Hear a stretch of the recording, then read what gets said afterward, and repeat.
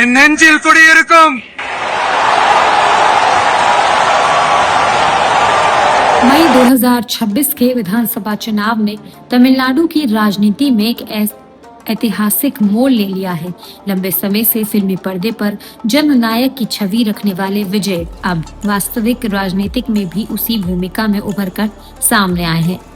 उनकी ये यात्रा अचानक नहीं बल्कि वर्षों की तैयारी, लोकप्रियता और जमीनी नेटवर्क की परिमाण मानी जाती है।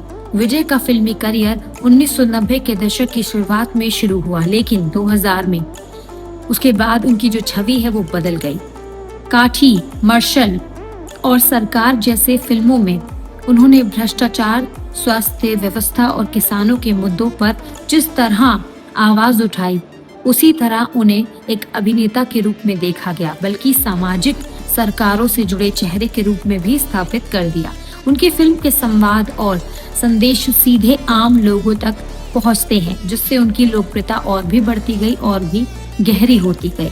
इस लोकप्रियता को संगठित रूप से देखा जाए तो फैन क्लब विजय मक्कल इक्के की बड़ी भूमिका रही। ये सिर्फ फैन क्लब नहीं रहा, बल्कि समय के साथ एक मजबूत संगठन और एक सामाजिक नेटवर्क में बदल गया, जो शिक्षा, राहत कार्य और स्थानीय मुद्दों पर सक्रिय रहा।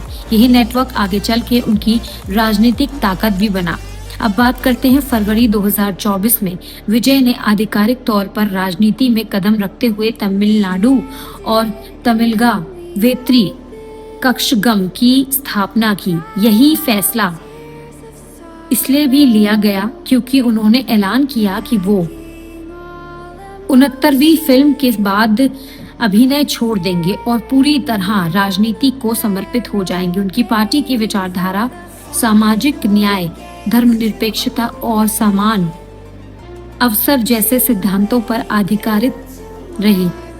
साल 2026 के विधानसभा चुनाव में विजय का सबसे बड़ा दाव ये रहा कि उन्होंने किसी भी बड़े गठबंधन जैसे डीएमके या एआईएडीएमके के साथ जाने के बजाय अकेले चुनाव लड़ने का फैसला किया। ये जोखिम भरा कदम भी था, लेकिन नतीजे ने ये साफ साबित कर दिया कि टीवी के 100 से ज्यादा सीटों के साथ राज्य की सबसे बड़ी पार्टी बनकर उभरी, जिसने दशकों से चली आ रही द्रविड़ दलों की राजनीति को सीधी चुनौती दी।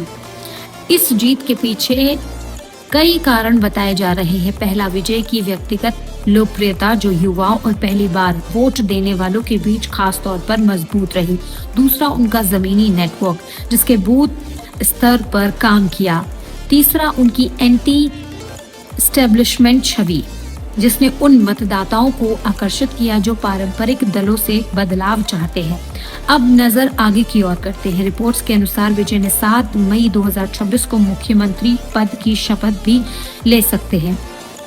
उनकी चुनौती दावों को भ्रष्टाचार मुक्त प्रशासन, महिलाओं के लिए हर महीने 2500 की आर्थिक सहायता और युवाओं के लिए नए अवसर पैदा भी कर रहे हैं। इसके अलावा उन्होंने तकनीकी को बढ़ाया है। आर्टिफिशियल इंटेलिजेंस मंत्रालय बनाने का प्रस्ताव भी रखा है, जो राज्य को भविष्य की अर्थव्यवस्था को तैयार करेगी और आगे उसे बढ़ावा भी मिलेगा। कुल मिलाकर विजय का यह सफर सिर्फ एक अभिनेता की राजनीति में आने की कहानी नहीं है, बल्कि ये उस बदलाव का संकेत है जहां लोकप्रियता, संगठन और स्पष्ट राजनीतिक संदेश मिलकर सत्ता पर पहुंचने का रास्ता बनाता है। आपकी इस पर क्या राय है और आप विजय को पसंद करते हैं तो हमें कमेंट में बताइए और इस वीडियो को लाइक करें, शेयर करें